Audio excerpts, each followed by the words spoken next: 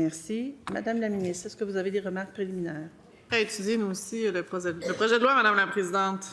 Merci. Donc, avant de procéder au chapitre de l'article 01, comme j'avais mentionné, il y a une motion préliminaire de la députée de Sherbrooke. Donc, Madame la députée de Sherbrooke, oui. Est-ce qu'il y a quelqu'un qui veut intervenir? Monsieur le leader?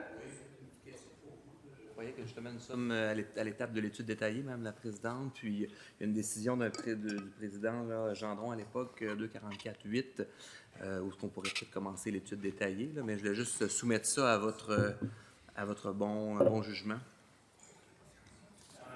Un instant, je vais trancher. Je m'excuse, Monsieur le leader, la table. Mes collègues viennent de me dire qu'il faut entendre la motion avant de procéder à son analyse. Donc, Madame la députée de Sherbrooke, pardon. Vous l'avez déjà reçu, Madame la Présidente? Oui, je l'ai reçu.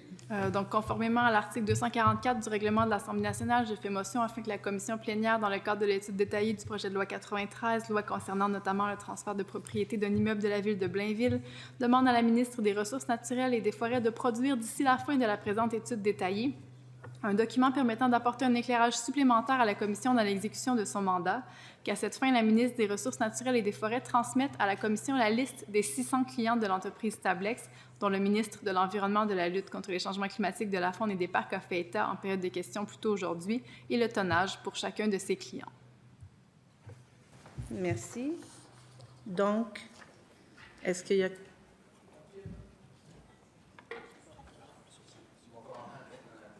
Votre commentaire reste.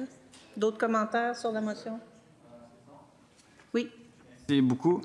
Le collègue du gouvernement fait référence à la décision 244/8 du président Gendron qui réfère directement à une question de motion pour entendre un groupe. Ce n'est pas la même chose que la motion que dépose la députée de Sherbrooke. La députée de Sherbrooke dépose une motion pour recevoir un document. Donc, ce n'est pas le même type de motion.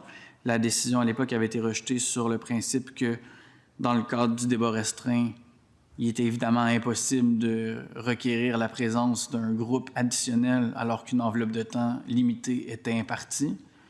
La motion telle que formulée dit tout autre chose. Elle dit que le document devrait être fourni dans les délais impartis par ladite procédure, alors considérant le délai restreint, et considérant la possibilité de mettre en œuvre ladite motion dans les délais qui sont prévus, je vous soumets respectueusement que la décision 244/8 ne trouve pas application et je vais vous demander de rendre une décision formelle et écrite sur cette question. D'autres commentaires? Madame la Présidente, si vous me reconnaissez, d'abord, dans le contexte que nous sommes de procédure législative d'exception, là, ça reviendrait, si vous reconnaissiez, dans le fond, la motion préliminaire à priver les députés de la possibilité d'étudier le projet de loi article par article actuellement. Et donc, il faudrait procéder dans le contexte que nous avons ce soir. D'autres commentaires? Donc, on a travaillé sur la motion préliminaire et la décision de la présidence, et je vais vous la lire. La présidence a mentionné par le passé que le fait que la durée de l'étude détaillée soit limitée à 5 heures rend presque impossible la présentation de motions préliminaires visant à entendre des intervenants. En effet, le délai qu'impliquerait une telle convocation ferait en sorte qu'une partie, voire la totalité du temps de la commission plénière, ne serait pas utilisée pour débattre du projet de loi. Or, la motion présentée en l'espèce vise plutôt le dépôt d'un document.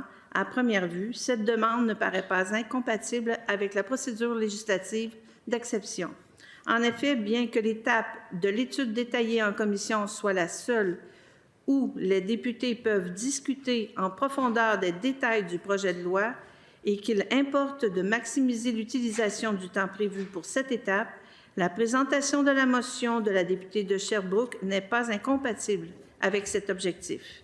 Pour cette raison, je déclare la motion préliminaire présentée par la députée de Sherbrooke recevable.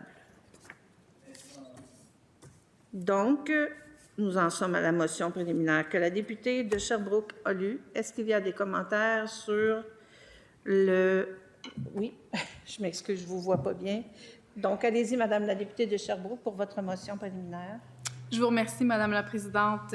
Merci d'avoir créé cette nouvelle jurisprudence. Je pense que ça traite d'un cas différent, donc je vous remercie. Je rassure mes collègues, là, je vais être brève là-dessus. Simplement, le gouvernement semble détenir de l'information qu'on n'a pas. Cette information semble l'avoir éclairée leur dépôt de ce projet de loi et leur empressement à l'adopter.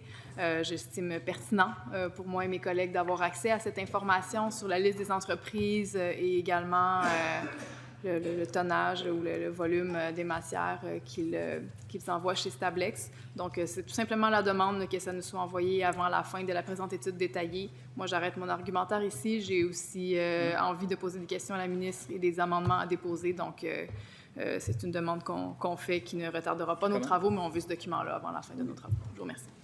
Merci. Madame la députée de Mille-Îles.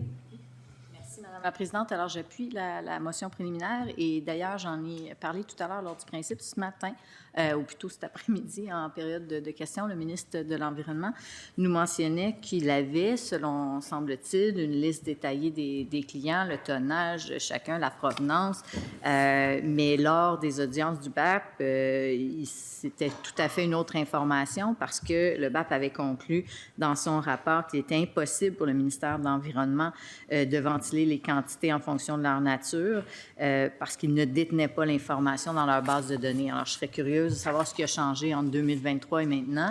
Et comme l'entreprise, à multiples reprises, et le gouvernement ont justifié le recours à ce projet de loi par la liste nombreuse de clients québécois, bien, on aimerait avoir cette liste, effectivement, avant la fin de l'étude détaillée.